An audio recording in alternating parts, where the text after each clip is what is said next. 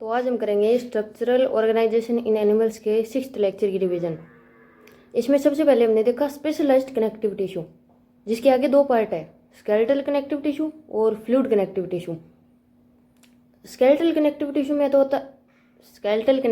में तो आते हैं कार्टिलेज और बोन्स, और फ्लूइड कनेक्टिव टिश्यू में आते हैं ब्लड और लिम्फ। सबसे पहले देखते हैं स्केलेटल कनेक्टिव टिश्यू। तो स्केलेटल कनेक्टिव टिश्यू हमारी बॉडी के बेसिक फ्रेमवर्क को बनाता है और इसका जो मैट्रिक्स है वो सॉलिड होता है। स्केलेटल कनेक्टिव टिश्यू में भी सबसे पहले हम बात करेंगे कार्टिलेज की। कार्टिलेज का जो मैट्रिक्स है वो होता है सॉलिड, सॉफ्ट और प्लायबल। प्लायबल यानी इट रेजिस्ट कंप्रेशन, यानी कि अगर हम कार्टिलेज को कंप्रेस करेंगे तो उसका अपोज करेगा या उसको रेजिस्ट करेगा। अब आगे बात करते हैं कार्टिलेज के मैट्रिक्स में होता क्या क्या है, किससे मिलके बना होता है ये। तो कार्टिलेज के मैट्रिक्स में होता है hyaluronic acid plus chondroitin sulphate, इन दोनों को मिला के बोलते हैं म्यूकोपॉलीसैकेराइड। अब देखते हैं सेक्शन ऑफ कार्टिलेज। तो कार्टिलेज के सेक्शन में सबसे पहले देखते हैं कवरिंग ऑफ कार्टिलेज। तो कवरिंग ऑफ कार्टिलेज है उसको बोलते हैं पेरिकोन्ड्रियम। कॉन्ड्रो वर्ड जहाँ भी आ जाए मतलब कार्टिलेज की बात कर रहे हैं।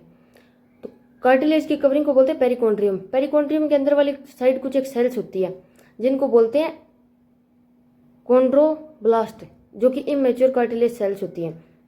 अब उसके अंदर अगर देखें मैट्रिक्स के अंदर, तो मैट्रिक्स के अंदर कोलेजन और इलास्टिन फाइबर दोनों प्रेजेंट होते हैं, और कोलेजन के कार्टिलेज के मैट्रिक्स के अंदर कोलेजन और इलास्टिन फाइबर दोनों प्रेजेंट होते हैं, ये तो हमने देख लिया।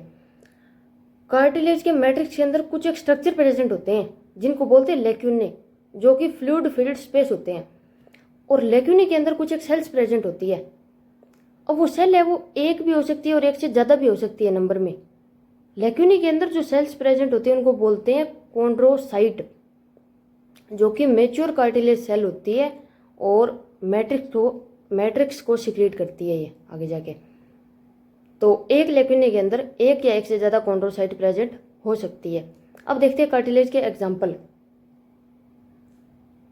तो कार्टिलेज के एग्जाम्पल जैसे outer ear joint, tip of nose, nasal septum, larynx और rings of trachea, intervertebral disc यानी दो वर्टेब्रे के बीच में जो कार्टिलेज होता है वो, इंटरकोस्टल या कोस्टल कार्टिलेज यानी वो कार्टिलेज जो रिब्स को स्टर्नम से कनेक्ट करता है।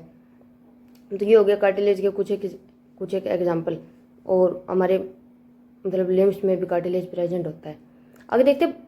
अब एक पॉइंट है कि most of the cartilage in embryonic stage are replaced by bones in adult, यानी कि एम्ब्रियोनिक स्टेज में हमारे अंदर कार्टिलेज का जो नंबर होता है वो ज़्यादा होता है, फिर वो धीरे धीरे जैसे जैसे अडल्ट स्टेज आती है तब तक वो बोन में कन्वर्ट हो जाते हैं, यानी कि बोन से रिप्लेस कर दिए जाते हैं कार्टिलेज को।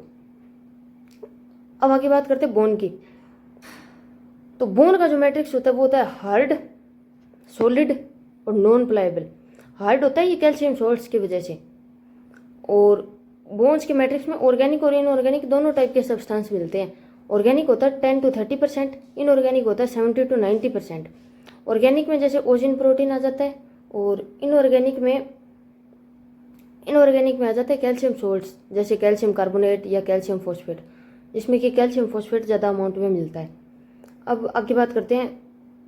अगर एक लॉन्ग बोन को हम देखें तो उसके एंड्स पे तो मिलती है रेड बोन मैरो, बीच में होती है yellow bone marrow. Red bone marrow में हेमेटोपोइसिस चलती है, यानी कि blood cell production red bone marrow में होता है। अब अगर बोन का सेक्शन देखें तो बोन की जो कवरिंग होती है उसको बोलते हैं पेरीओस्टियम। ओस्टियो वर्ड जहाँ भी आ जाए मतलब बोन का जिक्र हो रहा है। पेरीओस्टियम के अंदर वाली साइड कुछ एक सेल्स होती है जिनको बोलते हैं ओस्टियोब्लास्ट, जो कि इमेच्योर बोन सेल होती है। अब बोन के अंदर सिर्फ कोलेजन फाइबर मिलता है, इलास्टिन फाइबर नहीं मिलता, और बोन का जो मैट्रिक्स है वो रिंग फॉर्म में प्रेजेंट होता है, सीधा प्रेजेंट नहीं होता। बोन का मैट्रिक्स रिंग फॉर्म में प्रेजेंट होता है, जिसको कि बोलते हैं लेमिले, और लेमिले के अंदर कुछ एक फ्लूइड फिल्ड स्पेस होते हैं जिनको लेक्यूने बोलते हैं, और एक लेक्यूने के अंदर एक ही सेल मिलेगी। कार्टिलेज के एक लेक्यूने के अंदर एक या एक से ज़्यादा सेल मिल सकती थी, लेकिन बोन के एक लेक्यूने में एक ही सेल मिलेगी, और उस सेल को बोलते हैं ओस्टियोसाइट, जो कि मैच्योर बोन सेल होती है, और ये भी मैट्रिक्स को सिक्रीट करती है। अब लेमिली के सेंटर पे अगर हम देखें तो हमें देखने को मिलेगी हेवरसन कैनाल, और हेवरसन कैनाल के अंदर हमें ब्लड वेसल देखने को मिल सकती है, और जो हेवरसन कैनाल है वो मैमिलियन कैरेक्टर है, यानी ये सिर्फ मैमल्स में मिलती है। अब अगर बोन के एग्जांपल देखें तो जैसे रिब केज, क्रेनियम, और मतलब बोन के तो वैसे भी बहुत सारे एग्जांपल है। अब बोन का अगर फंक्शन देखें तो जैसे protection of software organ, rib cage है वो लंग्स को प्रोटेक्ट करता है, क्रेनियम है वो ब्रेन को प्रोटेक्ट करता है। और बोन का एक और फंक्शन है कि कुछ बोन होती है वो ब्लड सेल प्रोडक्शन की साइट भी होती है, यानी कुछ बोन्स में ब्लड सेल प्रोडक्शन भी होता है। तो स्केलेटल कनेक्टिव टिश्यू में इतना पड़ा था। आगे देखते हैं fluid connective tissue. Fluid connective tissue में सबसे पहले देखते हैं ब्लड। तो ब्लड होता है हमारी बॉडी का मेन सर्कुलेटिंग फ्लूइड होता है, जिसके थ्रू न्यूट्रिएंट्स और मिनरल्स वगैरह या गैसेज वगैरह ट्रांसफ़र होती है हमारी बॉडी में। और दूसरा है लिम्फ। लिम्फ जो है वो ऐसा फ्लूइड है जो ब्लड की फिल्ट्रेशन से बनता है। और लिम्फ के बारे में इसमें इतना ही पड़ा है। ब्लड के बारे में आगे देखते हैं। ब्लड के दो पार्ट है, एक तो है प्लाज्मा और एक है फॉर्म्ड एलिमेंट्स। तो लिक्विड पोर्शन है उसको तो बोलते हैं प्लाज्मा, और फॉर्म्ड एलिमेंट्स में आ जाते हैं जैसे ब्लड सेल्स, आरबीसी यानी एरिथ्रोसाइट, डब्ल्यूबीसी यानी ल्यूकोसाइट, और दूसरा आ जाता है ब्लड प्लेटलेट्स। तो फ्लूइड कनेक्टिव टिश्यू में लगभग इतना ही पड़ा था। उसके बाद बात करते हैं मस्कुलर टिश्यू की। मस्कुलर टिश्यू का जो ओरिजिन होता है वो होता है मेसोडर्मल। मस्कुलर टिश्यू का ओरिजिन होता है मेसोडर्मल एक्सेप्ट आइरिस और सिलियरी मसल। आइरिस और सिलियरी मसल का जो ओरिजिन है वो एक्टोडर्मल मिलता है, बाकी सभी मसल्स का ओरिजिन मेसोडर्मल होता है।